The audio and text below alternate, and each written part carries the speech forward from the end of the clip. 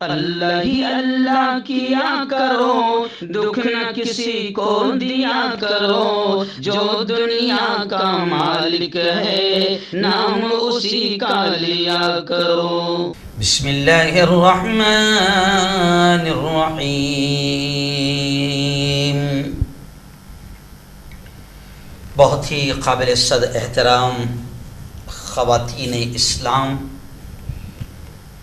ان مسائل کو سن رہے میرے نوجوان دوستوں، بزرگوں، ساتھیوں، میں نے خواتین اسلام پہلے اس لیے کہا کہ آج کے جو مسائل ہیں وہ بھی عورتوں سے متعلق ہے کہ عورتیں روزہ کب چھوڑ سکتی ہے، اور اگر ان حالات میں روزہ چھوڑ دی تو پھر ان روزوں کا کیا کریں، جو چھوٹ گئے ان کا کیا کریں۔ تو اس پر میں بات کر رہا ہوں۔ میں مردوں سے کہوں گا کہ اگر آپ تک یہ ویڈیو پہنچ جائیں تو آپ کوشش کریں کہ اپنے گھر کی ماؤں بہنوں تک بھی یہ ویڈیو پہنچنی چاہیے تاکہ ان کو مسائل معلوم ہوں، اور عورتوں سے یہ گزارش کروں گا کہ اگر آپ تک یہ باتیں پہنچ جاتی ہیں، یہ مسائل پہنچ جاتے ہیں، تو آپ اپنی دوسری بہنوں کو یہ مسائل پہنچائیں۔ جتنا مجھے ثواب ملے گا آپ کو نہیں معلوم کتنی محنت کرنا پڑتی ہے۔ روزے کی حالت میں لگاتار نیشنل نیوز بولنا، انٹرنیشنل نیوز بولنا، پرائم نیوز بولنا، پیغام رمضان بولنا، شارٹس بولنا، روزے کی حالت میں 2.5 گھنٹہ روزانہ یہ بولنا پڑتا ہے۔ پھر مسجدوں کے بیانات الگ، رمضان کے سفر الگ، لوگ رمضان میں ان کے کام کم ہو جاتے ہیں، ہمارے کام رمضان میں الٹے اور بڑھ جاتے ہیں، اور اللہ کا شکر ہے کہ اللہ پھر بھی روزے کی حالت میں اللہ تعالیٰ کام کراتا ہے، مولا طاقت دیتا ہے۔ جب سوچ لو، کہتے نا ہمت مرداں مدد خدا، کہ جب آدمی سوچ لیں تو اللہ بھی خوب مدد کرتا ہے۔ تو خیر، یہ مسائل آپ نے دوسروں تک پہنچانا، انشاءاللہ جتنا ثواب مجھے میری محنت کرنے پر مل رہا ہے اتنا ہی ثواب آپ کو شیئرنگ پر، سینڈ کرنے پر، دوسروں تک پہنچانے پر ملے گا۔ تو آئیے، آج کا مسئلہ ہے، گزشتہ کل میں نے بتایا تھا پریگنینٹ عورت اور مرضعہ یعنی دودھ پلانے والی عورت کے مسائل بتایا تھا۔ آج اور کب عورت روزہ چھوڑ سکتی ہے، تو آج بھی 2 پوائنٹس میں آپ کو بتا رہا ہوں، حالانکہ اکثر عورتوں کو معلوم ہے لیکن پھر بھی بار بار سننے سے ذہن میں چیز بیٹھ جاتی ہے تاکہ غلطی نہ ہو۔ تو 2 شکل میں اور روزہ عورت چھوڑ سکتی ہے۔ ایک تو حیض جسے ہم لوگ اپنی عام زبان میں ماہواری کہتے ہیں، ماسک ماہواری کہتے ہیں، یا جو شریعت کی جو زبان ہے، ٹرم ہے، عربی لفظ حیض، تو حیض کی ماہواری کی حالت میں روزہ عورت چھوڑ سکتی ہے۔ اس کی تھوڑی سی تفصیل ہے، وہ بتاؤں گا میں آپ کو۔ اور ایسے ہی نفاس ڈیلیوری کے بعد جو خون آتا ہے، جی ہاں، اس کی الگ الگ شکلیں ہوتی ہے۔ کچھ عورتوں کو 10 دن آتا ہے، کچھ عورتوں کو 15 دن آتا ہے، کچھ عورتوں کو مہینہ بھر، اور زیادہ سے زیادہ 40 دن، اسے کہتے ہیں نفاس۔ ڈیلیوری کے بعد کی جو کیفیت ہوتی ہے عورت کی، اس پر جو اس کو تکلیف اور جو خون نکلتا ہے اسے نفاس کی پوزیشن کہتے ہیں۔ تو ان 2 شکلوں میں، ایک تو ماہواری میں اور نفاس کی حالت میں عورت کو روزہ چھوڑ دینا چاہیے، لیکن دونوں کنڈیشن میں جیسے ہی پاک ہو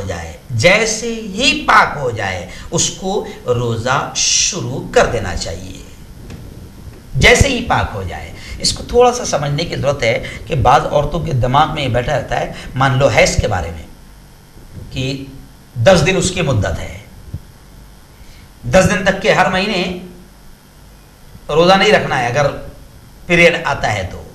جی ہاں، لیکن ایک بات سمجھ لے، 10 دن ہر عورت کو آتا ہے یہ ضروری نہیں۔ بعض عورتوں کو 2 ہی دن آتا ہے، بعض عورتوں کو 3 دن، 5 دن۔ تو اب جیسے ہی وہ پاک ہو جائے، اور اس میں بھی شریعت نے کیا مسئلہ بتایا کہ مثال کے طور پر ظہر کے وقت میں آپ کا خون بند ہوا اور ظہر سے عصر کا پیریڈ اگر آپ کا پاکی میں گزرا، یعنی اس پیریڈ میں خون وغیرہ نہیں آیا، تو اب آپ کو عصر کی نماز باقاعدہ غسل کر کے پڑھ لینا چاہیے، یعنی آپ پاک ہو گئے۔